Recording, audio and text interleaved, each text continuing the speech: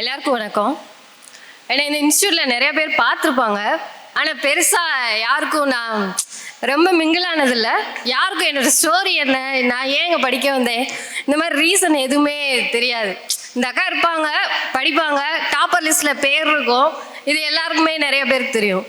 ஆனால் நாங்கள் படிக்க வந்ததுக்கு முன்னாடி ஒரு பெரிய ஸ்டோரியே இருக்குது. எனக்கு 2018 மேரேஜ். 2018 மேரேஜ் ஆகி கொஞ்ச நாள்லையே அந்த மேரேஜ் லைஃப்பில் என்னெல்லாம் பிரச்சனை இருக்குமோ அது எல்லாத்தையுமே அனுபவிக்க வேண்டியதாகிடுச்சு. நம்ம எல்லோரும் படிக்கும்போது படிச்சிருப்போம், வரதட்சணை கேட்குறது, இல்லை சந்தேகப்பட்டு டார்ச்சர் பண்ணுறது, கொலை பண்ணிடுறேன்னு மிரட்டுறது, நைட் சாப்பிட முடியாது, தூங்க முடியாது, இந்த மாதிரி நிறைய விஷயம் இருக்கும். அந்த மேரேஜ் லைஃப்பில் பிரச்சனைனா இவ்வளோ இருக்கும். இது எல்லாத்தையுமே அனுபவிக்க வேண்டியதாகிடுச்சு.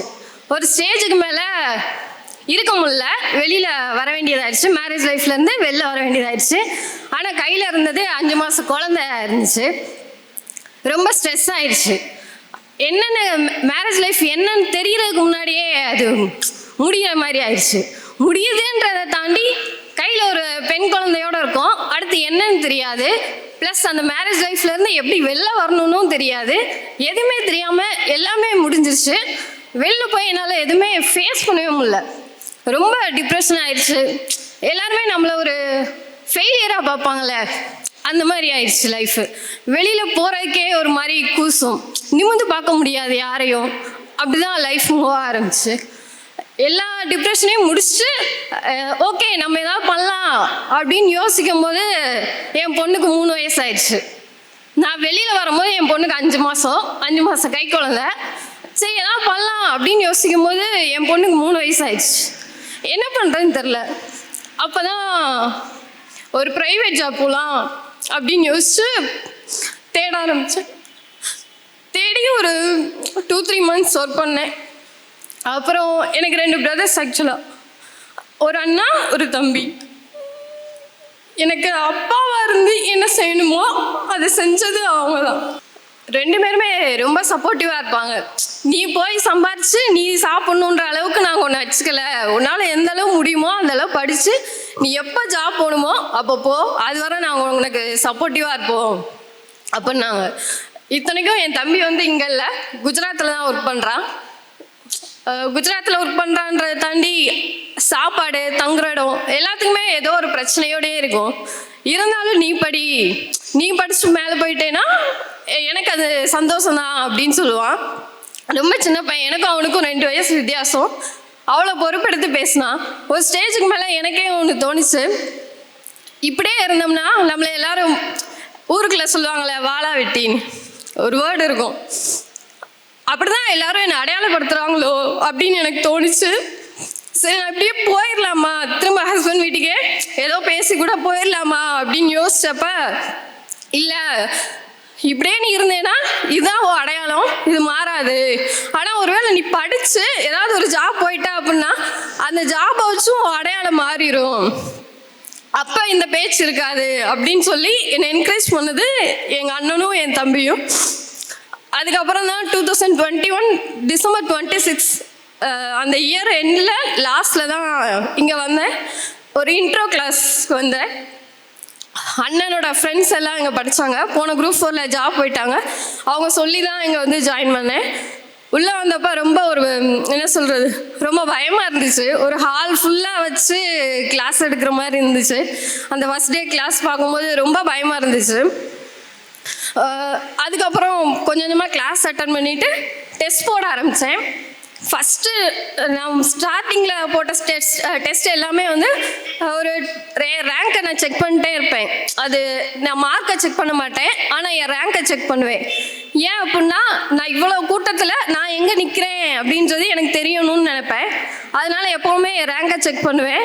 ஸ்டார்டிங்கில் என் ரேங்க் 200க்கு மேலே இருந்துச்சு. நான் ஃபஸ்ட்டு டெஸ்ட் போட்டப்போ 200க்கு மேலே இருந்துச்சு.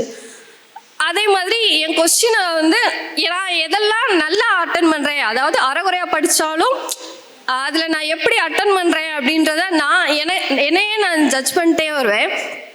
அந்த இடத்துல ஓகே நமக்கு மேத்ஸ் வருது, ரீசனிங் ஓரளவு போட்டுரும். எதில் நான் வீக்காக இருக்கேன் அப்படின்னா மனப்பாடம் பண்ணுறதுக்கு ரொம்ப கஷ்டமாக இருந்துச்சு. ஒரு இடத்துல எல்லாரும் ஷார்ட்கட் யூஸ் பண்ணி மனப்பாடம் பண்ணிக்குவாங்க. எனக்கு அது சுத்தமாக நிற்காது. ஆனால் ஒவ்வொரு தடவை படிக்கும் போதும் அதை புரிஞ்சு படிச்சுக்கிட்டே இருப்பேன். என் புக்கில் பார்த்தீங்கன்னா லைன் வந்து கலர் லைனாக இருக்கும்.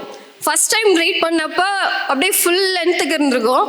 செகண்ட் டைம் வேறு எக்ஸாமுக்கு படிக்கும்போது அது குறைஞ்சிட்டே வந்திருக்கும். ஸ்டார்டிங்கில் அந்த நம்ம தேடுவோம்ல, ஏதாவது ஒன்று இருந்துச்சுன்னா அதை தேடும்போது நமக்கு எங்கே இருக்குன்னே அது பெருசாக தெரிஞ்சிருக்காது.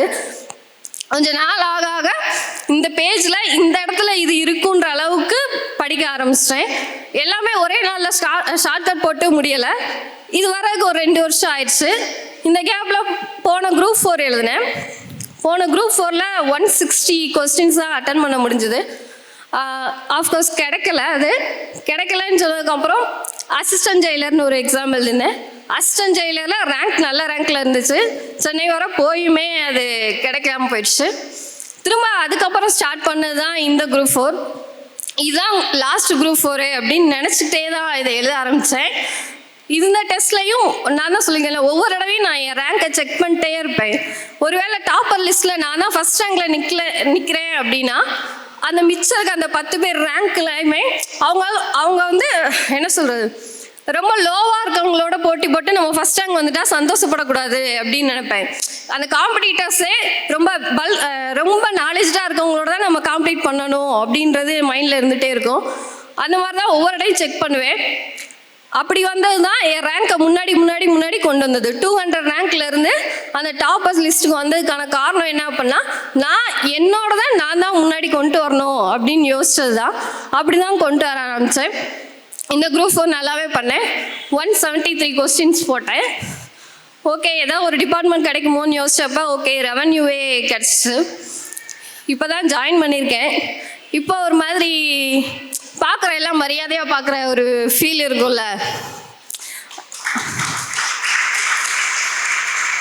நம்மளே என்ன சொல்கிறது, நம்மளை நிமிர்ந்து பார்க்க ஒரு மாதிரி இருக்கும்.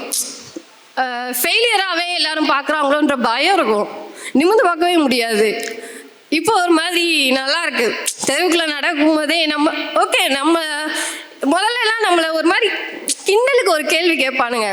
இன்னும் நீ புருஷன் வீட்டுக்கு போகலையா, இல்லை இன்னும் நீ வேலைக்கு போகலையா? இந்த கேள்வியை நம்ம மேலே அக்கறை எடுத்து கேட்குறவே யாருமே இல்லை. உண்மையை சொல்லலாம், நம்மளை கிண்டல் பண்ணுறதுக்கு, ஏதோ ஒரு இடத்துல நம்மளை கூசி நிற்க வைக்கிறதுக்கு, இதுக்காக தான் கேட்பாங்க. ஆனால் இப்போ எல்லாருக்குமே தெரியும் தெருவுக்குள்ளே நான் வேலைக்கு போகிறேன்னு. ஆனால் யாருமே கேட்க மாட்டானுங்க. கேட்டால் அவன் அதே நிலைமையில தானே இருக்கான். நான் மேலே வந்துட்டேன்ல, அவனால் அது பார்த்துக்க முடியாதுல்ல. ஸோ அந்த மாதிரி தான் எனக்கு ரொம்ப சப்போர்ட்டிவாக இருந்தது அப்படின்னா என் ஃபேமிலியில் எங்கள் அம்மா, அண்ணா, தம்பி, அதுக்கடுத்து இங்கே இருக்கிற ஸ்டாஃப்ஸ் எல்லாருமே புரிஞ்சுக்குவாங்க. நான் நிறைய டைமில் பாப்பாவை கூட்டிகிட்டு வந்துலாம் டெஸ்ட் எழுதுவேன். அதெல்லாம் புரிஞ்சுக்குவாங்க. எதுவும் ரொம்ப ஹார்ஷாக பேசி கஷ்டப்படுத்துகிற அளவுக்கு இருந்ததில்ல. இங்கே இருக்க ஸ்டடி ஹால், முக்கியமாக சொல்லணும்னா ஸ்டடி ஹால், வீட்டில் உட்காந்து படித்தோம் அப்படின்னா ஒரு ஸ்டேஜுக்கு மேலே ஸ்ட்ரெஸ் ஆயிரும், இல்லை ஒன்று தூக்கம் வந்துடும். இந்த மாதிரி குழந்தை இருந்துச்சு அப்படின்னா அதை மேனேஜ் பண்ணுறது, இந்த மாதிரி விஷயங்கள்லாம் நிறையா போகும். இந்த ஸ்டடி ஹால் கிடச்சதுனால தான் காலையில் ஒரு 10க்கு வருவேன், 5க்கு இங்கேருந்து கிளம்புவேன். இந்த இடைப்பட்ட நேரத்தில் நான் இங்கே தான் இருப்பேன். மதுரையில் நான் எங்கள் வீட்டில் இல்லை அப்படின்னா கண்டிப்பாக அங்கே தான் இருப்பேன், சுரேஷ் அகாடமியில் தான் இருப்பேன் அப்படின்னு எல்லாருக்குமே தெரியும். ஸ்டடி ஹாலை ஃபுல்லாக யூஸ் பண்ண தான் ட்ரை பண்ணுவேன். ஸ்டடி ஹாலில் படித்து தான் டெஸ்ட்டே போடுவேன். வீட்டில் நான் படித்த நேரம்ன்றது ரொம்ப கம்மியாக இருக்கும். ஸ்டடி ஹாலை தான் நல்லா யூஸ் பண்ணிக்கிட்டேன். ஏன்னா அந்த கன்சிஸ்டன்சியை மெயின்டைன் பண்ணுறதுக்கு எனக்கு இந்த ஸ்டடி ஹால் தான் ஹெல்ப் பண்ணிச்சு. அதே அட்மாஸ்பியருக்குள்ள இருக்கிறதுக்கு எனக்கு இது ஹெல்ப் பண்ணிச்சு. ப்ளஸ் அந்த ஃப்ரெண்ட்ஸ் சர்க்கிள் இருப்பாங்க. என் ஃப்ரெண்ட்ஸ் சர்க்கிள் எப்படின்னா நம்மளை வேணும்னே கொஸ்டின் கேட்டு சார் உங்களுக்கு தெரியாமல் இருக்க வைக்கலாமா அப்படின்ற மாதிரி யோசிக்கப்பாயன். ஆனால் அதுக்கு அவங்க பண்ணதுலேயே எனக்கு ஒரு நல்ல விஷயம் என்ன அப்படின்னா, யாராவது கொஸ்டின் கேட்டால் நீ எனக்கு சாய்ஸ் கொடு அப்படின்னு பதிலுக்கு நான் கேட்பேன்.